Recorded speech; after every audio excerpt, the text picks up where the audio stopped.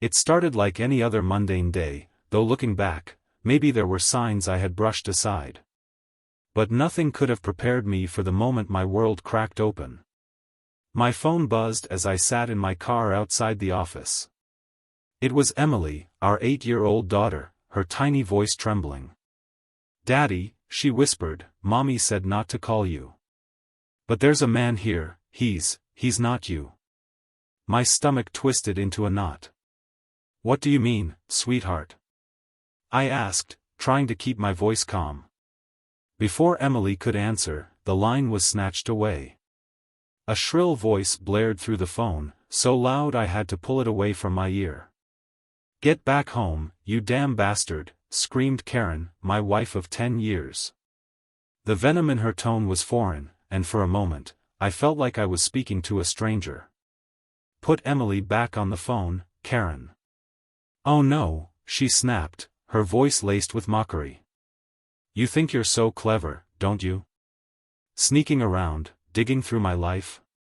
Well, if you want to act like a hurt little boy and refuse to talk about this like rational adults, go ahead. But know this, from now on, I'll sleep with every man I find in this house." My hands trembled as I gripped the steering wheel, her words echoing in my head. Rational adults? She wanted to play rational now, after Emily's terrified call and this ridiculous charade? "I'm not even thinking about coming back to a place where a 304 is screwing some guy in my bed," I hissed. Her laughter was cruel and hollow. "Stay away, then. That's your choice. But don't think for a second you can play the victim here." Before I could respond, the line went dead. I sat in stunned silence, the image of Emily's frightened face burning into my thoughts. Karen's words replayed in a loop, each syllable like a dagger. I pulled into the nearest parking lot, my mind racing. If I walked into that house now, I wasn't sure what would happen. My temper was boiling over, but I needed clarity, not chaos. That's when I remembered the private investigator I'd reluctantly hired a month ago. A part of me had hoped the PI would uncover nothing, that I was paranoid or imagining things. But deep down, I knew. I called the private investigator, Mike Garrison, a no-nonsense former cop with a reputation for being meticulous and discreet. My voice shook as I explained the call with Karen, my daughter's fear, and the shameless venom in my wife's words. "She's spiraling," I said. "Emily's in the middle of this. I need the full report, Mike. Everything. Right now." There was a pause before Mike responded. "You sure? Once you see it, there's no going back." "I was sure the day I hired you," I snapped, gripping the phone tight. "Send it." Moments later, my phone chimed with an email notification. I hesitated, my thumb hovering over the screen. This was the moment the truth would crystallize, shatter whatever hope I had clung to, and leave me with nothing but hard facts. I opened the email. Attached was a folder labeled, Client, Anderson, Case, Karen A. I clicked into it, and the photos hit me like a freight train. There was Karen, my wife of a decade, the woman I once believed was my soulmate, caught in the arms of a man I didn't recognize. Different locations. Different days. Always the same smug grin on her face. The photos weren't grainy or ambiguous, they were crystal clear, damning. I scrolled further. Videos. Text logs. The messages were explicit, detailing their meetings, their activities, their laughter at my expense. And there wasn't just one man. There were 3. My chest tightened, and for a moment, I couldn't breathe. I slammed the laptop shut and pressed my palms to my face, as if I could physically block out the images. But they were seared into my memory now, undeniable evidence of her betrayal. I needed air. I stepped out of the car, pacing in the empty parking lot as my mind raced. How long had this been going on? What signs had I missed? Was she even the woman I thought I had married, or had I been blind all along? I dialed Mike again. It's worse than I imagined, I admitted. I know, he said quietly. That's why I warned you. Listen, Anderson, I've done a lot of these cases. What you do next is crucial. Don't act impulsively. Think about your kid. Think about yourself. But I wasn't thinking clearly. I was thinking about revenge. Send me their names. All of them, I demanded. Names? Anderson, I don't. Send me their damn names. I roared, slamming my fist against the hood of the car. There was a pause, then Mike relented. Fine. But you'd better not do something stupid. Minutes later, the names came through: Rick Stanton, her coworker, Travis Moore, a neighbor, and Chris Langley, the handyman who had been in and out of our house for months. A laugh escaped me, bitter and hollow. It was like she didn't even care to be discreet, like she had gotten off on how close they were to me, how easily she had deceived me. I wasn't going home, not yet. I drove aimlessly, trying to piece together my next move. My phone buzzed again, Karen's number lighting up the screen. I let it ring. Then came the texts, each one angrier than the last. Karen, where the hell are you? Karen, if you think ignoring me will fix this, think again. Karen, be a man and come home. Be a man? She had the audacity to demand that from me now? My fingers itched to respond, but I forced myself to stay silent. I couldn't afford to engage her in this state. Eventually, I parked at a quiet overlook, the city lights sprawling out before me. I thought about Emily. She was my priority. Whatever happened next, I needed to protect her from Karen's venom, from this mess her mother had created. I called my lawyer, a sharp woman named Vanessa Hill. She picked up on the first ring. Mr. Anderson, she said, her tone brisk, what's going on? I need to file for divorce, I said, my voice steadier than I felt. And I need to make sure my daughter is safe with me. My wife, she's not who I thought she was. Vanessa didn't ask for details, she just gave me a list of what to prepare and promised to prioritize the case. As I sat in the car, a thought struck me, a chilling realization that twisted the knife even deeper.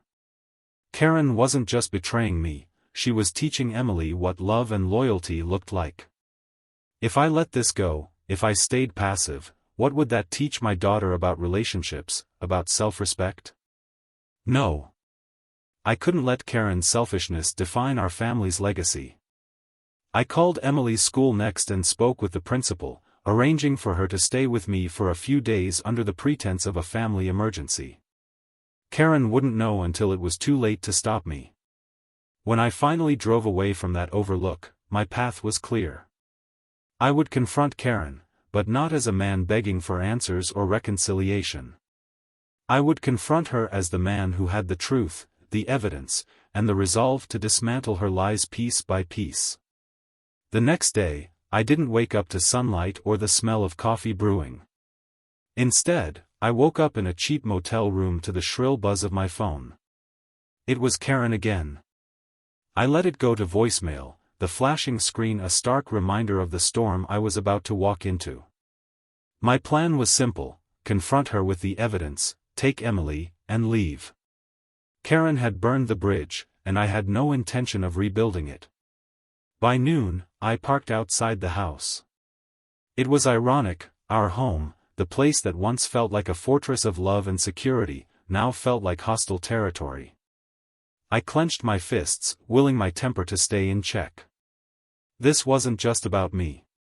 Emily's future was on the line. I unlocked the door and stepped inside. The living room was eerily quiet, but I could hear Karen in the kitchen, humming a tune like nothing had happened. The audacity. When I walked in, she didn't flinch. She was slicing an apple, her demeanor calm and smug. "Well, look who finally decided to show up," she said without looking at me. The prodigal husband. I dropped a manila folder onto the counter between us. She raised an eyebrow, set down the knife, and opened it. Her expression shifted in an instant. "What the hell is this?" she demanded, flipping through the damning photos and text logs. "It's your life, Karen. Or at least the life you've been living behind my back," I replied, my voice low but steady. Her reaction wasn't guilt or shame, it was pure defiance. She slammed the folder shut and glared at me. "So what? You're spying on me now? Is this your grand plan? To make me look like the bad guy? Make you look like the bad guy?" I snapped, my voice rising. "You're screwing other men, Karen. In our bed. While our daughter is home. How do you even justify this to yourself?" She rolled her eyes, her lips curling into a sneer. "Oh, please, Brandon. Don't act like you're some saint. You've been emotionally checked out for years. Maybe if you had been the husband I needed, I wouldn't have had to look elsewhere." Her words hit like a slap, but I refused to let her deflect the blame. "Don't you dare put this on me," I growled. "You had choices. You could have talked to me, worked with me, or even left me. But no, you chose to lie and cheat. You chose this." Karen crossed her arms, leaning back against the counter with an infuriating smirk. "And what are you going to do about it? Take your little folder to a lawyer? Go ahead. See how far that gets you." I stared at her, disbelief coursing through me. Was this really the woman I had loved? The mother of my child? "I'm done talking," I said finally. "This isn't about you anymore. It's about Emily." At the mention of our daughter's name, Karen's smugness faltered. "Emily? What about her? She's staying with me from now on. You can have your lovers and your lies, but I'll be damned if I let you drag her into this mess." Karen laughed, the sound cold and sharp. "You think you can take her from me? Good luck with that. She's my daughter." "She's our daughter," I shot back. "And I have enough evidence to prove you're unfit to be her primary parent. The drinking, the cheating, the neglect, it's all documented. So yeah, I think I can take her." Her face darkened, the smugness replaced by fury. "You bastard," she hissed. "You think you can waltz in here, wave some papers around, and take everything from me? You're pathetic." "Maybe," I said, stepping closer, "but at least I can look my daughter in the eye and tell her I fought for her, that I protected her from your toxicity. Can you say the same?" Karen exploded then, hurling insults and threats, but I didn't stick around to listen. I walked past her to Emily's room. My little girl was sitting on her bed, clutching her favorite stuffed bear. Her eyes lit up when she saw me. "Daddy," she cried, running into my arms. I held her close, my resolve hardening. I wasn't just leaving for me, I was leaving for her. "We're going on a little trip, sweetheart," I told her, keeping my voice cheerful. "Just you and me." "Really?" she asked, her face brightening. "Really," I said, glancing at Karen, who was now standing in the doorway, seething. "You're not taking her anywhere," Karen spat. I ignored her, grabbing a bag and packing a few of Emily's things. My lawyer had assured me I was within my rights to take her temporarily, given the circumstances. Karen could scream all she wanted, but she couldn't stop me. As I carried Emily out to the car, Karen followed us, yelling. "You're making a mistake, Brandon. You'll regret this." I buckled Emily into her seat and turned to Karen one last time. "The only mistake I made was trusting you." Before she could respond, I got into the car and drove away, leaving her standing in the driveway, her screams fading into the distance. As we drove toward the safety of my parents' house, Emily chattered about her stuffed animals and school projects, blissfully unaware of the storm raging behind us. I listened, nodding and smiling, but my mind was elsewhere. Karen had underestimated me, but she wouldn't make that mistake again. This wasn't over, not by a long shot. She wanted a fight. She was about to get one. I glanced at Emily in the rearview mirror, her innocent face a reminder of why I couldn't afford to lose. The drive to my parents' house felt both liberating and suffocating. On one hand, I was finally taking a stand. On the other, I knew Karen wouldn't let this go without a fight. As Emily dozed off in the back seat, clutching her stuffed bear, my mind raced through the implications of what I had done. By the time I pulled into my parents' driveway, my phone had blown up with missed calls and messages from Karen. I ignored them all. I wasn't ready to hear more of her manipulative venom. Instead, I focused on Emily, carrying her inside as she stirred, her sleepy voice asking if we were staying at Grandma and Grandpa's house. "Yes, sweetheart," I said softly, kissing her forehead. "Just for a little while." My mother, a sharp-eyed woman who could read emotions like an open book, took one look at me and Emily and knew something was wrong. She didn't ask questions, though. Not yet. After settling Emily into a guest room, I returned to the living room where my parents waited.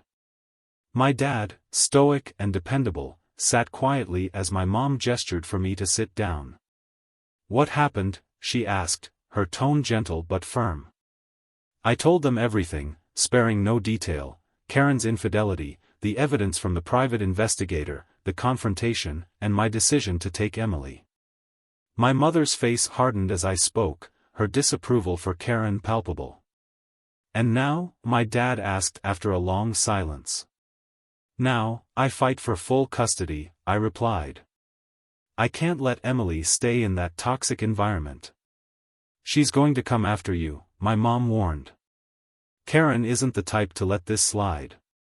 "I know," I said, my jaw tightening. "Let her try." The next day, I met with Vanessa, my lawyer, to begin the process. She laid out the legal steps, from filing for divorce to building a case for sole custody. "Your evidence is solid," she said, flipping through the private investigator's report. "The infidelity, the neglect, it paints a clear picture of an unfit environment for Emily. But Karen's going to fight back, likely with accusations of her own. You need to be ready." "I'll do whatever it takes," I assured her. Vanessa gave me a look that was both reassuring and challenging. "Good. Because this won't be easy." As I left her office, my phone buzzed again. Another call from Karen. This time, I answered. "You kidnapped her," she screamed the moment I picked up. "You have no right to take Emily without my permission." "I didn't kidnap anyone," I said calmly. "She's my daughter too, and I have every right to protect her from the mess you've created." "You think you're the hero here?" she spat. "You're pathetic. You can't even keep your family together, and now you're trying to destroy what's left of it." I clenched my jaw, forcing myself to stay calm. "What's left of it was destroyed the moment you brought other men into our lives, Karen. Don't put this on me. You'll regret this," she said coldly before hanging up.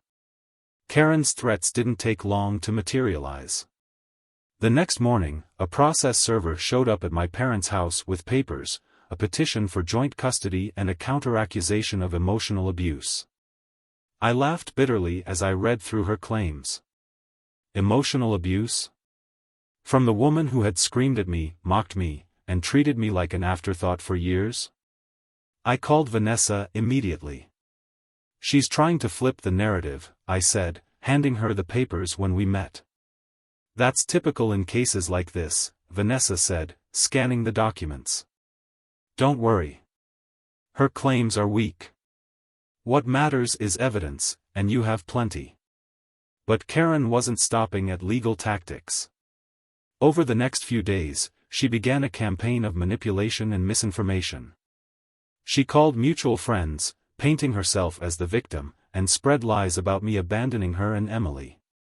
Some friends reached out, confused and concerned, but most stayed silent, not wanting to get involved. The worst was when Karen showed up unannounced at my parents' house. It was late in the evening, and Emily was asleep when the doorbell rang. My dad answered, his face hardening as he saw Karen standing there, her arms crossed and her expression furious. "I'm here for my daughter," she said, trying to push past him. "You're not coming in," he said firmly, blocking the doorway. "Brandon," she yelled, her voice carrying through the house. I stepped into the hallway, keeping my distance. "Emily is asleep," I said calmly. "If you want to see her, we can arrange a supervised visit. But you're not taking her tonight." Karen's face twisted with anger. "You're poisoning her against me, aren't you? Telling her lies about her own mother?" "She doesn't need lies, Karen," I replied. "The truth is damning enough." She lunged forward, but my dad held his ground, his voice booming. "You need to leave, Karen, or I'm calling the police." For a moment, she seemed to consider pushing her luck. Then, with a frustrated scream, she turned on her heel and stormed back to her car. As the taillights disappeared down the driveway, my dad turned to me. "You did the right thing, son. Don't let her bully you." I nodded, though my chest felt heavy. This wasn't just a fight for custody anymore, it was a war, and Karen was playing dirty. But I wasn't backing down. For Emily, I'd fight until there was nothing left of me. Karen's attempt to show up at my parents' house was a desperate move, and it only steeled my resolve. I had underestimated her vindictiveness, but now I understood how far she was willing to go to maintain control. The gloves were off. The following morning, Vanessa called me with news. Karen's legal team just submitted a petition for immediate joint custody, she said, her tone calm but urgent. "She's claiming you're withholding Emily without cause." "I'm not surprised," I said. "What's our next move?" Vanessa's voice sharpened. "We fight. I've already drafted a response detailing the neglect and the environment Emily's been exposed to under Karen's care. You need to prepare for a court hearing. Karen will try to paint you as the unstable parent. Stay calm, stay professional, and let the evidence speak." Over the next week, the tension escalated. Karen's manipulation spread like wildfire among our social circle. I began receiving texts and calls from friends and acquaintances, some offering support, others parroting Karen's version of events. "Brandon, is it true you took Emily without telling Karen?" one old friend, Mark, asked during a call. "I didn't take her," I said, my frustration bubbling. "I'm protecting her. Karen's been cheating, bringing strange men into the house, and neglecting Emily. I have proof." Mark hesitated. "She didn't mention any of that. She just said you left out of the blue." "Of course, she didn't," I snapped. "She's trying to save face." By the end of the week, I had stopped answering calls altogether. I couldn't waste energy defending myself to people who didn't care about the truth. The day of the court hearing arrived faster than I expected. As I walked into the courtroom, my heart pounded in my chest. Karen sat at the plaintiff's table, looking polished and composed, her lawyer by her side. The contrast between her outward appearance and the reality of her actions was almost comical. Vanessa leaned over and whispered, "Stay calm. Let them show their hand first." The hearing began with Karen's lawyer presenting their case. They painted a picture of me as an impulsive, controlling father who had snatched Emily without warning. Karen's lawyer used phrases like erratic behavior and lack of communication, trying to cast doubt on my stability. Then it was our turn.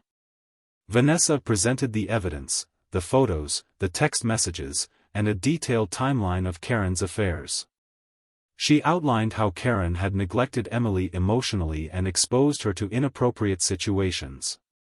The judge's face remained impassive, but I saw a flicker of something when Vanessa mentioned Karen's threats and the private investigator's findings. Finally, I was called to testify. I took a deep breath, stood up, and walked to the witness stand. Karen's lawyer wasted no time. "Mr. Anderson," she began, her tone sharp, "you claim to be protecting your daughter, but isn't it true you removed her from her home without consulting her mother?" I acted to protect Emily, I said firmly. Karen's actions created an environment that wasn't safe for our daughter. Karen's lawyer smirked. Unsafe? Are you suggesting your wife is a danger to Emily?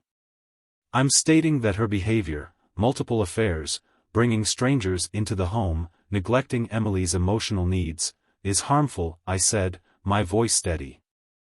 And yet, you never addressed these concerns with your wife directly? I did, I countered. Karen dismissed my concerns and continued her behavior. I have evidence of this. The cross-examination continued, but I held my ground. When it was Vanessa's turn to question me, she focused on my intentions as a father, painting a clear picture of my love and dedication to Emily. By the time I stepped down, I felt drained but confident. The judge didn't make a ruling that day, instead ordering temporary joint custody while they reviewed the evidence. It wasn't the definitive win I had hoped for, but it was a step forward. Karen shot me a smug look as we left the courtroom. You can't keep this up forever, Brandon, she said as we passed each other. I'll win. I always do. I didn't respond. I didn't need to. I had something she didn't, truth and resolve. That evening, I sat down with Emily in the quiet of my parents' living room. She was drawing on the floor, her stuffed bear beside her. Sweetheart, I said, sitting down beside her, how are you feeling about everything?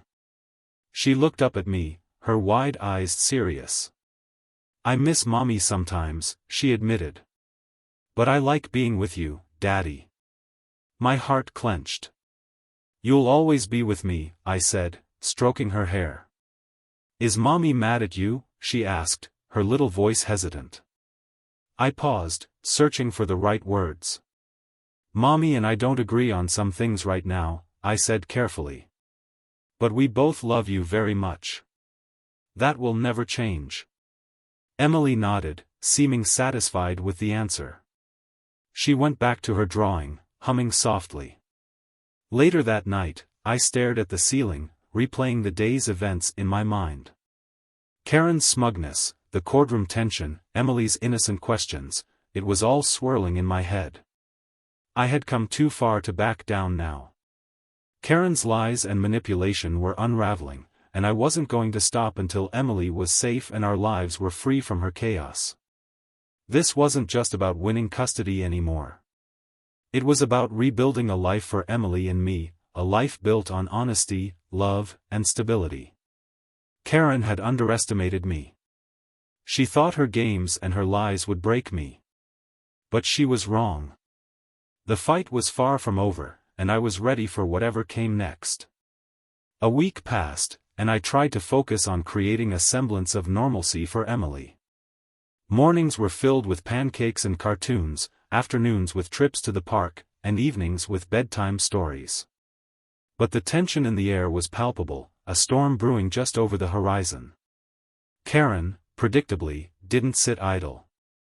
She played her cards with a level of spite I should have anticipated but still hadn't fully prepared for. It started small, nasty text messages filled with accusations and insults, which I ignored. Then came the social media posts, thinly veiled rants about deadbeat fathers and narcissists who can't handle strong women. Friends and acquaintances started picking sides, the drama spreading like wildfire. But Karen wasn't content to keep things online. One afternoon, as Emily and I returned home from a trip to the zoo, I noticed a car parked down the street. It wasn't one I recognized, but I didn't think much of it until I saw a figure step out, a man in a suit, holding a clipboard. Mr. Anderson, he called as I unbuckled Emily from her car seat. Yes? I replied warily. He handed me an envelope. You've been served. I glanced down at the papers, my heart sinking. It was an emergency motion filed by Karen, claiming I was alienating Emily from her and creating a hostile environment. She was requesting immediate full custody. I clenched my jaw, fury bubbling just beneath the surface. Karen wasn't just trying to win, she was trying to destroy me. Daddy, who's that? Emily asked, her voice tinged with curiosity. Just someone delivering papers, I said, forcing a smile. Let's get inside, okay? That evening, I called Vanessa. She's accusing me of alienation, I said, pacing the living room. What does that even mean? It's a common tactic in contentious custody battles, Vanessa explained. She's claiming you're preventing Emily from having a relationship with her. The court takes these accusations seriously, but the burden of proof is on her. And what's our defense? I asked. Evidence, as always, Vanessa replied. We'll need to show that you've encouraged Emily's relationship with Karen, despite everything. Document every interaction you've facilitated between them, calls, visits, anything. I sighed, the weight of the situation pressing down on me. This isn't about Emily for her, I said. It's about control. She can't stand that she's losing it. Vanessa's voice softened. I know, Brandon. But we'll prove that to the court. Just stay focused. The next day, I called Karen. It was a calculated risk, but I needed to protect myself. I recorded the call, which was legal in our state, and tried to steer the conversation toward Emily. I'd like to arrange a video call between you and Emily, I said, keeping my tone neutral. Would tomorrow evening work? Karen's response was dripping with sarcasm. Oh, how generous of you, Brandon. Letting me talk to my own daughter like I need your permission. I'm not trying to stop you from seeing her, I said calmly. I'm trying to make sure she's in a safe and stable environment. Stable? She spat. You're the one uprooting her, turning her against me with your lies. I haven't said anything negative about you to her, I replied. She's a child, Karen. She doesn't need to know about your affairs or your threats. She needs parents who can put her first. Karen laughed, a cold, mirthless sound. You're so self-righteous, aren't you? Well, enjoy playing the hero while you can. The court will see right through you. The call ended, and I sent the recording to Vanessa. It's not a smoking gun, she said after listening, but it shows you're trying to be reasonable. That counts. The emergency hearing was set for 2 days later. I spent those days preparing, gathering evidence and practicing my testimony. Vanessa coached me on staying calm, reminding me that my demeanor would carry as much weight as the facts. When the day arrived, I walked into the courtroom with my head held high, though my stomach churned. Karen was already there, flanked by her lawyer. She wore a look of smug confidence, as if she had already won. The hearing began with Karen's lawyer arguing that I was alienating Emily and damaging her emotional well-being. They brought up the fact that I hadn't allowed Karen to see Emily in person since taking her. Vanessa countered with the recordings of Karen's erratic behavior, the evidence of her infidelity, and my documented efforts to facilitate calls and maintain a semblance of normalcy for Emily. Then Karen took the stand. Her performance was Oscar-worthy, tears streaming down her face as she claimed I was an unfit father, that I had kidnapped Emily and filled her head with lies. I clenched my fists under the table, biting back the urge to shout. When it was my turn, I spoke calmly and truthfully. I described Karen's actions, my concerns for Emily's well-being, and my attempts to keep her life stable despite the chaos. I ended by saying, I'm not trying to take Emily away from her mother. I just want her to have a safe, loving home. The judge didn't issue a final ruling that day, instead maintaining the temporary joint custody arrangement while ordering a custody evaluation. It wasn't the victory I'd hoped for, but it wasn't a loss either. Karen, however, saw it differently. As we left the courtroom, she leaned in close, her voice a venomous whisper. You're going to regret this, Brandon. I'll make sure of it. I stared at her, unflinching. Do whatever you want, Karen. I'll be ready. This battle was far from over, but I wasn't backing down. Karen wanted a war. She was about to get one. The custody evaluation process began almost immediately after the court hearing. It was grueling, intrusive, and emotionally exhausting. Emily and I met with a court-appointed psychologist, Dr. Melinda Harris, a sharp but kind professional who had no patience for games. "Mr. Anderson," Dr. Harris said during our first session, "this process isn't about assigning blame. It's about determining what's best for Emily. Keep that in mind, and we'll get through this smoothly." I nodded, determined to remain composed. My only priority is Emily's well-being. Emily joined us for part of the session, sitting beside me with her stuffed bear. Dr. Harris asked her simple, child-friendly questions about her life, her feelings, and her relationship with both Karen and me. "Do you miss your mommy?" Dr. Harris asked gently. Emily nodded, her small voice carrying a hint of confusion. "Sometimes. But she yells a lot. I don't like it when she yells at Daddy." Dr. Harris glanced at me but didn't comment. Later, Dr. Harris asked me about my parenting philosophy, my concerns about Karen, and how I envisioned Emily's future.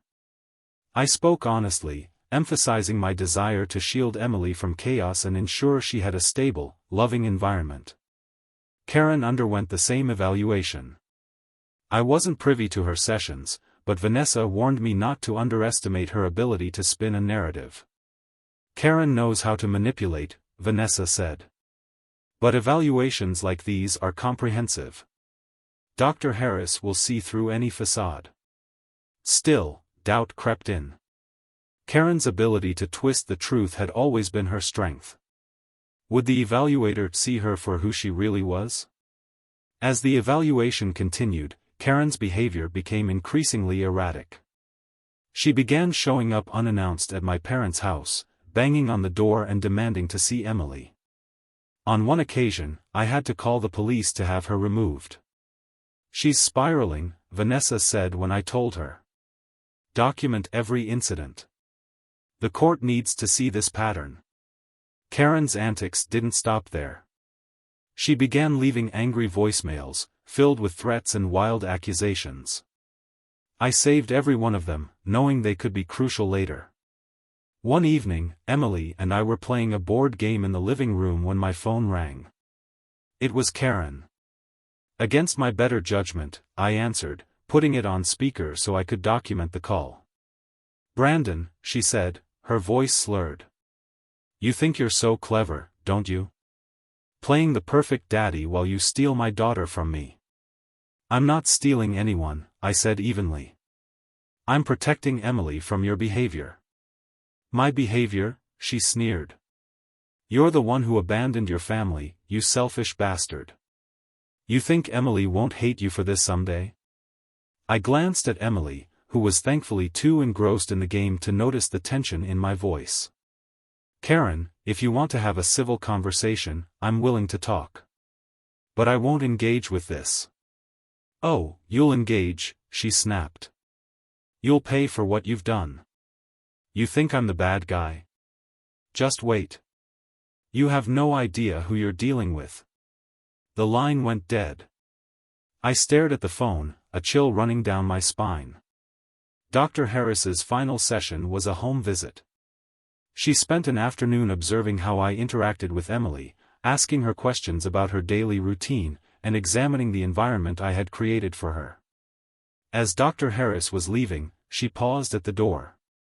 "You've done a good job creating stability for Emily, Mr. Anderson," she said. "That's not something I see in every case." "Thank you," I said, my voice laced with exhaustion. "I just want what's best for her." "That much is clear," she said with a small smile. The evaluation report was submitted to the court a week later. Vanessa and I reviewed it together, my hands trembling as I read through Dr. Harris's findings. The report was damning for Karen. It detailed her erratic behavior, the evidence of her affairs, and her inability to prioritize Emily's emotional needs. Dr. Harris recommended that primary custody be awarded to me, with Karen receiving supervised visitation until she could demonstrate stability. "This is huge," Vanessa said, her eyes gleaming with determination. "It's not the final ruling, but it's a powerful endorsement. The court will take this seriously." I exhaled, a wave of relief washing over me.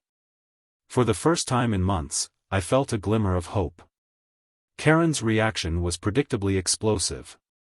She called me, screaming about the evaluation, accusing me of bribing Dr. Harris and threatening to appeal. "Go ahead," I said, my voice cold. "Appeal all you want. The truth isn't going to change." Her response was a string of curses before she hung up. The final court hearing was scheduled for 2 weeks later. In the meantime, Karen's behavior became increasingly desperate. She posted inflammatory messages on social media, claiming I was brainwashing Emily and using the court system to destroy her. I didn't engage. I focused on preparing for the hearing and supporting Emily through the chaos. One evening, as I tucked her into bed, she looked up at me with wide, innocent eyes. "Daddy, are we going to be okay?" I hugged her tightly, my heart breaking at the weight of her question. "We're going to be just fine, sweetheart. I promise." As the hearing approached, I knew the battle wasn't over. Karen would throw everything she had at me, but I was ready. This wasn't just about winning a case, it was about securing a future for Emily. The day of the final court hearing arrived, bringing with it a mix of dread and determination. Emily spent the morning at my parents' house, blissfully unaware of the significance of the day. I stood in front of the mirror, adjusting my tie, trying to calm the storm of nerves in my chest. "Today's the day," I whispered to my reflection. "For Emily." When I arrived at the courthouse, Vanessa met me in the hallway. "You ready?" she asked, her voice steady. "As ready as I'll ever be," I replied. We stepped into the courtroom. Karen was already there, seated beside her lawyer, her face a mask of defiance. She didn't look at me, but I could feel the venom radiating from her. This was her last stand, and I knew she would pull out every trick she had left. The proceedings began with opening arguments. Karen's lawyer painted her as a loving mother who had been unjustly vilified and robbed of her role in Emily's life. They brought up every petty grievance they could think of, from minor disagreements to exaggerated versions of past conflicts. When it was Vanessa's turn, she laid out the facts with precision. The affairs, the neglect, the volatile behavior, it was all presented with unflinching clarity. Vanessa emphasized the findings of the custody evaluation, which supported awarding me primary custody. Then it was time for witness testimonies. Karen took the stand first. Her tears were immediate, her voice cracking as she spun a tale of a devoted mother wronged by a vindictive husband. She spoke about how much she missed Emily, how hard she had tried to keep the family together, and how unfair it was that I had turned Emily against her. I watched her performance in silence, my jaw tight. It was almost impressive how easily she could twist the truth, weaving a narrative that bore no resemblance to reality. When my turn came, I walked to the stand, my mind focused on one thing, Emily. I spoke honestly about my concerns for her well-being, about Karen's erratic behavior, and about my efforts to create stability in Emily's life. I refused to stoop to Karen's level of dramatics, keeping my tone calm and my words measured. "Emily deserves a safe, loving environment," I said, meeting the judge's eyes.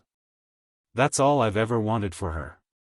The final piece of evidence was a recording of one of Karen's drunken voicemails. As the courtroom listened to her slurred threats and insults, I saw the judge's expression harden. It was a stark contrast to the composed, victimized image Karen had tried to project. Karen's lawyer tried to downplay it, claiming it was taken out of context, but the damage was done. The judge wasn't buying it. After closing arguments, the judge retired to deliberate. The room was heavy with tension as we waited. I avoided looking at Karen, focusing instead on Vanessa, who gave me a reassuring nod. When the judge returned, the courtroom fell silent. After reviewing the evidence and testimony, the judge began, it is clear that the child's best interests must be prioritized above all else. Therefore, primary custody is awarded to Mr. Anderson, with supervised visitation granted to Ms. Anderson. Furthermore, Ms. Anderson is required to undergo counseling and parenting classes before any changes to this arrangement will be considered. The words hit me like a wave. I had won. Emily was safe. Karen's gasp broke the silence. She shot to her feet, her face contorted with rage. "This is ridiculous," she shouted. "He manipulated everyone, he's the one who's unfit, not me." The judge banged the gavel. "Ms. Anderson, sit down, or you will be removed from this courtroom." Karen's lawyer tried to calm her, but she stormed out, slamming the courtroom door behind her. The sound echoed, a final note of her defeat. After the hearing, Vanessa and I walked outside. I felt a mixture of relief and exhaustion, the weight of the past months finally lifting. "You did it," Vanessa said, smiling. "Emily's going to be okay." "Thanks to you," I replied. "I couldn't have done this without your guidance." She shook her head. "You fought for your daughter. That's what made the difference." When I returned to my parents' house, Emily ran to me, her face lighting up with joy. I picked her up and hugged her tightly, tears pricking my eyes. "Are you okay, Daddy?" she asked, her small hands on my cheeks. "I'm perfect," I said, kissing her forehead. "And so are you." That night, as I tucked her into bed, she looked up at me with her big, trusting eyes. "We're going to be happy, right, Daddy?" I smiled, my heart full for the first time in months. "Yes, sweetheart. We're going to be very happy." Epilogue. The months that followed were a time of healing and rebuilding. Karen's visits with Emily were sporadic and tense at first, but over time, they became more manageable. Counseling seemed to help her, though I remained cautious. As for me, I focused on being the best father I could be. I threw myself into creating a life for Emily where she felt loved, secure, and free from the chaos that had once defined our family. The experience had changed me. I had learned that strength doesn't come from avoiding conflict but from facing it head-on for the sake of those you love. I had also learned the importance of boundaries, of standing firm against toxicity, no matter how deeply it's rooted. If I could offer advice to anyone facing betrayal and turmoil, it would be this: know your worth. Fight for what matters. And never let someone else's darkness extinguish your light. Emily and I had found our light again. And this time, it was brighter than ever.